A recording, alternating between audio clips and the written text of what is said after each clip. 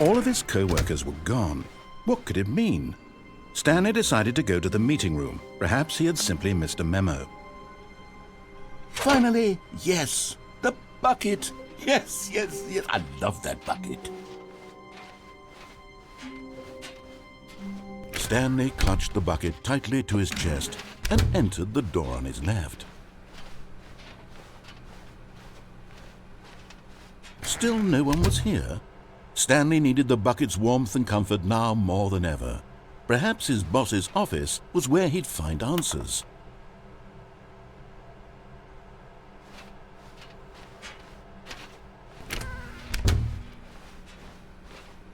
Coming to a staircase, Stanley and the bucket walked upstairs to the boss's office.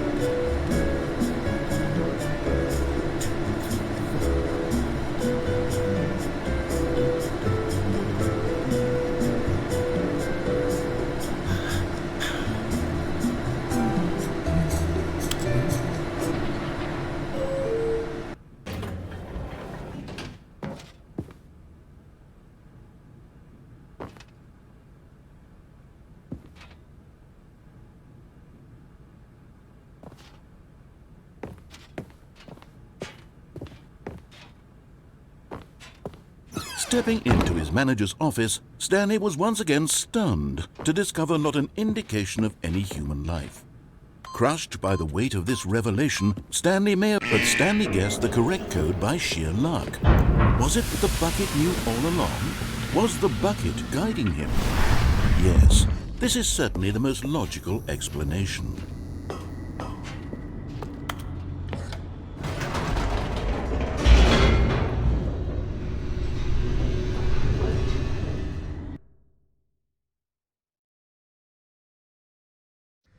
The elevator raced downward, plummeting towards an unknown fate. It would be all Stanley could do to keep himself together, if not for the bucket. Soothing him, comforting him, reassuring that in this darkest moment of uncertainty, he would be all right. The bucket is here for you, Stanley. Everything will be fine. Stanley and the bucket walked straight ahead through the large door that read, Mind Control Facility.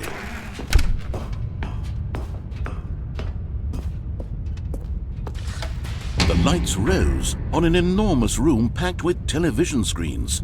What horrible secret did this place hold? Stanley and the bucket both wondered to themselves.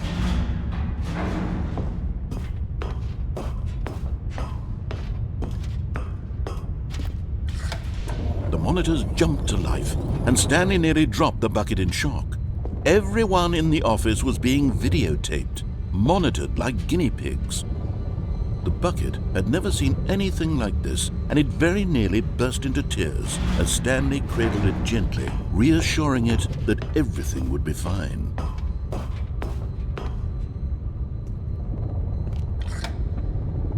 Was the bucket under the mind control facility's influence as well?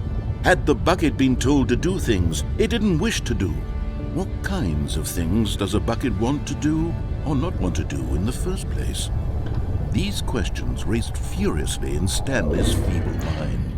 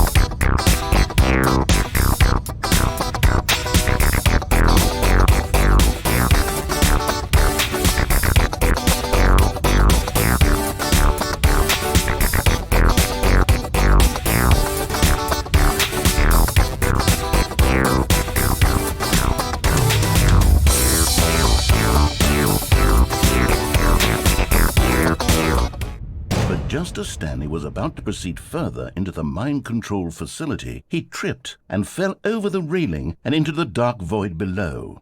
Thankfully, he fell directly onto the bucket, which safely cushioned his fall. Now, what to do next? Stanley wondered.